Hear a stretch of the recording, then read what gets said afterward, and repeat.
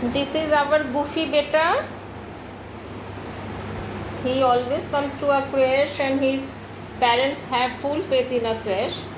So goofy এখন ঘুরে ঘুরে দেখছে আমরা কি করছি। ইনভার্টার এসছে এই ফ্ল্যাটের জন্য, পুরনো ইনভার্টারটা খারাপ হয়ে গেছে, তো আমরা ইনভার্টারেরও ব্যবস্থা রাখি। দ্য রিজন ইজ কি লোডশেডিং হয়ে গেলে এয়ার কন্ডিশন তো চলে না, বাট ইনভার্টার থাকলে পাখা টাকা চলবে। So for their comfort also and for our comfort also inverter is very essential.